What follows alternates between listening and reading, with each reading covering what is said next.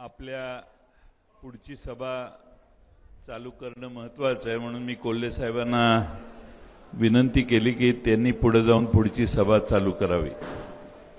आपल्या सर्वांचे लाडके खासदार अमोल कोल्हे साहेब, खासदार बजरंग बाप्पा सोनवणेजी, आमदार संदीप क्षीरसागर, आपले जिल्हाध्यक्ष मेहबूब शेख, सुनील गव्हाणे, पंडित कांबळे, उषाताई दराडे, आपल्या पृथ्वीराज साठे, सुशीलाताई मोराळे, माजी आमदार सय्यद सलीम, राजेसाहेब देशमुख, डॉक्टर नरेंद्र काळे, पूजाताई मोरे, अंजलीताई घाडगे, संजीवनी देशमुख, अंबेजोगाई तालुका अध्यक्ष अमर देशमुख, केस तालुक्याचे अध्यक्ष शंकर जाधव, शीतलताई लांडगे, हेमाताई पिंपळे, रघुनाथराव कुपेकर, सर्वच मान्यवर आणि सकाळपासून या ठिकाणी थांबलेले आपण सगळे बंधू आणि भगिनींनो, आज आपल्या सर्वांना गेले 2.5-3 तास या ठिकाणी वेगवेगळ्या नेत्यांनी मार्गदर्शन केलेलं आहे। केजला येऊन मी काही जास्त मार्गदर्शन करावं असं काही मला वाटत नाही। केजची लोक आधीच हुशार आहेत असं मी समजतो। केजची लोक आधीच हुशार आहेत असं मी समजतो, कारण कधी खासदारकीला उभं राहायचं हे ज्याला कळतं ते तुमच्या तालुक्यात माणूस आहे। दुनिया नको म्हणत असताना मला खासदारकीला उभा राहायचंय आणि मी राष्ट्रवादीतनंच उभी राहणार, ही इलेक्शन लागायच्या आधी 2 महिने बजरंग बाप्पा मला सांगत होते। मी म्हटलं अजून कशात काय नाही, वातावरण जरा बघू। नाही म्हटले, ते मला माहित नाही। मागच्या वेळी मी उभा राहिलो होतो, यावेळी पण मलाच तिकीट देणार का नाही तुम्ही ते सांगा। आमच्या सुशीलाताई मोराळेपासून लय जण तिकिटाच्या आग्रहात भूमिकेत होते। गेले का? बरं झालं गेलं, नाही तर परत सुशीलाताई मोराळेंपासून बरेच जण आग्रहाने मागणी करायचे, पण आम्ही सगळ्या जिल्ह्याची चाचपणी घेतल्यावर आमच्या लक्षात असं आलं की बजरंग बाप्पांना जनाधार जास्त आहे, ते निवडून येतील। आणि तुम्हा सर्वांचं कौतुक की तुम्ही सगळ्यांनी प्रयत्नाची शिकस्त केली आणि बजरंग बाप्पांना लोकसभेत पाठवलं। लोकांनी मनात घेतल्यावर काय करू शकतात लोक, हे बीड जिल्ह्याने आणि केसच्या सामान्य माणसाने सिद्ध करून दाखवलं। आणि एक शेतकऱ्याचा मुलगा दिल्लीमध्ये संसदेत पाठवण्याचं काम तुम्ही सगळ्यांनी केलं। नव्या संसदेच्या इमारतीत आम्ही कधी अजून गेलेलो नाही, पण बजरंग बाप्पा नव्या संसदेच्या इमारतीत जाऊन भाषण करून आले। याला नशीबच लागतं, एवढं मोठं नशीब आहे की काही प्रश्नच नाही। आणि मग कुणालाही कधीही मागणी करायचं सुचलं नाही, अशा विमानतळाची मागणी तुमच्या बजरंग बाप्पाने आपल्या जिल्ह्यासाठी केली। रेल्वे आणायचा पण आता केलेला आहे आणि त्यांच्या निवडणुकांमध्ये आम्ही सांगितलेलं आहे की पुढचं सरकार हे आपल्या सगळ्यांच्या आशीर्वादानं महाविकास आघाडीचं येणार आहे। त्यावेळी बीड जिल्ह्यात पाणी आणून दाखवू आणि बीड जिल्हा सुजलाम सुफलाम करू। 6च्या 6 मतदारसंघातले प्रश्न सोडवण्याचं काम पाण्याच्या संदर्भात आम्ही करू।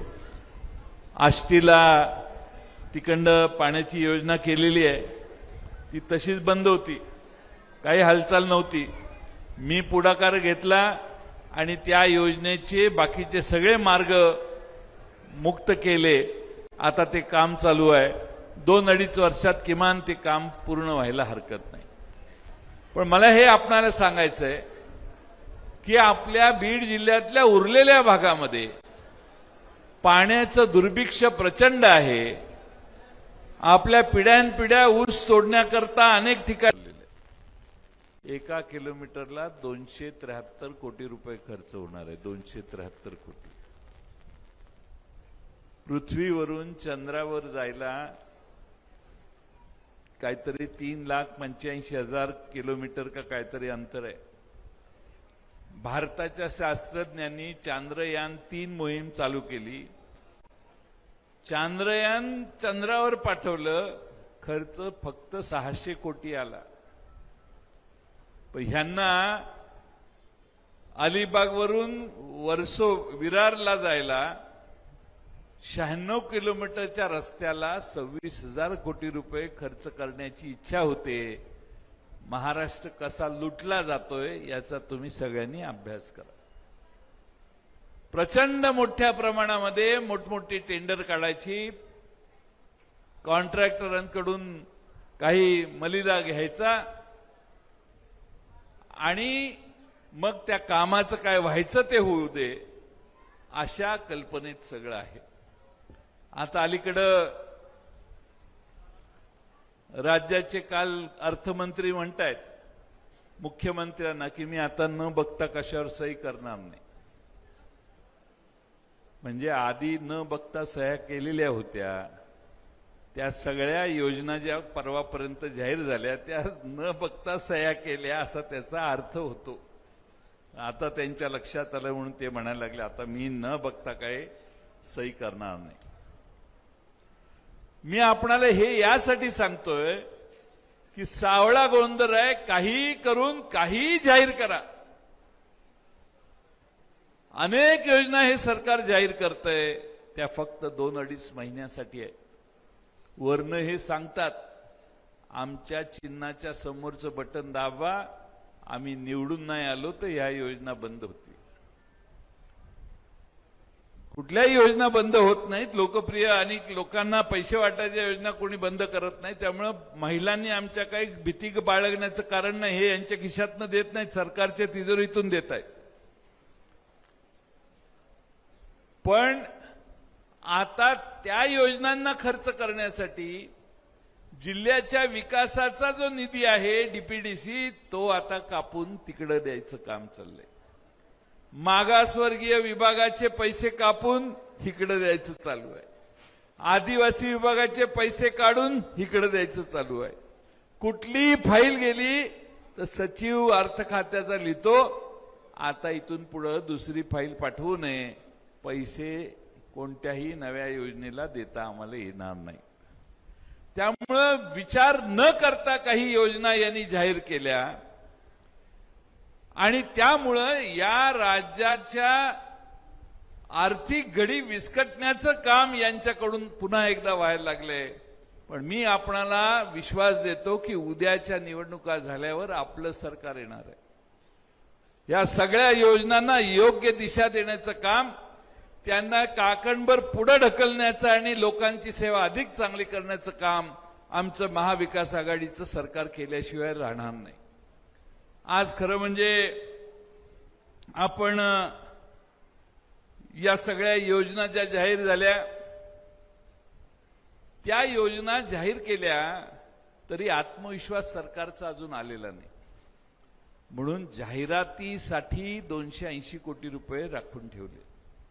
आता तुम्ही जर वर्तमानपत्र उघडली असतील तर वर्तमानपत्राच्या पहिल्या पानावर एकनाथ शिंदे आणि 2 उपमुख्यमंत्री यांचे फोटो आणि यांची योजना, 4थ्या पानावर हेच, 8व्या पानावर हेच, 12व्या पानावर हेच.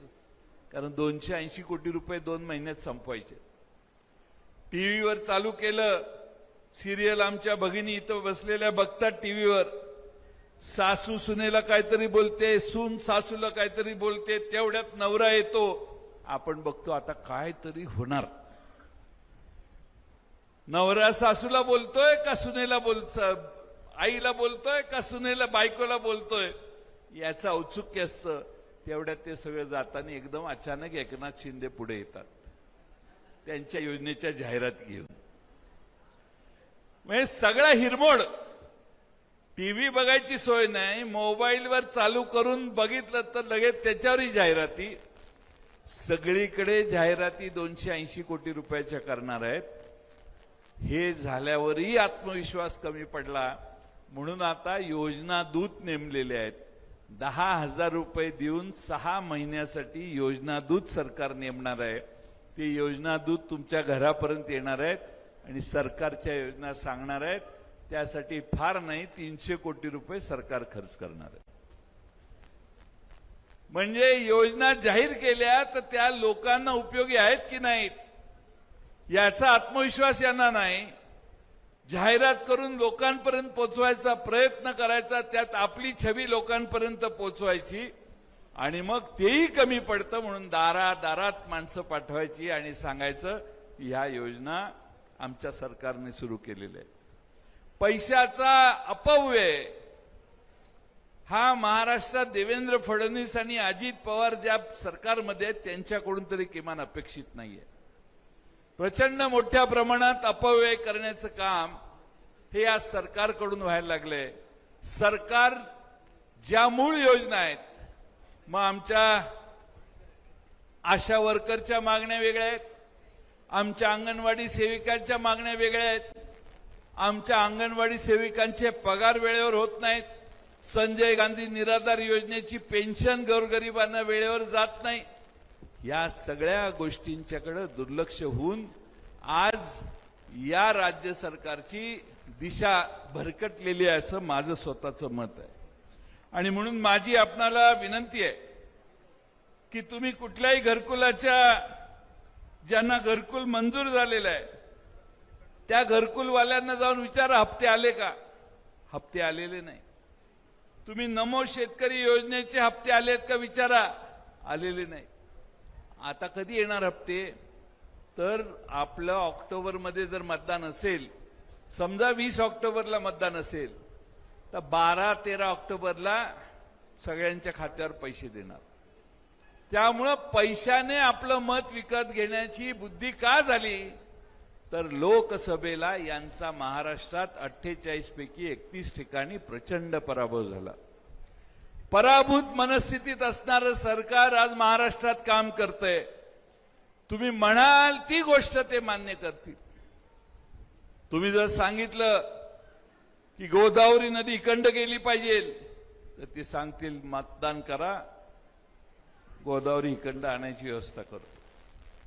चंद्र पाहिजे म्हटलं तर चंद्रही, पण मतदान करा, इलेक्शन नंतर चंद्रही देतो. आणि त्यामुळं तारतम्य न ठेवता आपल्या खुर्चीला वाचवण्यासाठी हे सरकार प्रचंड प्रयत्नात आहे. तुम्ही जो लोकसभेत हिसका दाखवला तो हिसका एवढा जोरात लागला की महाराष्ट्रामध्ये हे सरकार हादरलं. तुमचं सगळ्यांचं कौतुक आहे. या मतदारसंघातली लढाई प्रचंड संघर्षाची झाली. बजरंग बाप्पांच्या सारखा माणूस होता म्हणून टिकला शेवटपर्यंत. शेवटपर्यंत ही लढाई पोचवण्याचं काम झालं. त्यांना लोक म्हणायची डमी उमेदवार आहे, तिकडंच पाठवलाय म्हणायचे. ते डमी आहेत की नाही हे मला चांगलं माहित होतं. त्यामुळे शेवटपर्यंत आपली सीट तुम्ही सगळ्यांनी छातीचा कोट करून लढवली आणि महाराष्ट्रात एक नवा इतिहास या मतदारसंघात शरद पवार साहेबांच्या नावाने इथं खासदार आम्ही निवडून देऊ शकतो हे तुम्ही सगळ्यांनी करून दाखवलं. याबद्दल तुमच्या सगळ्यांचं मनपूर्वक अभिनंदन. प्रश्न अनेक आहेत.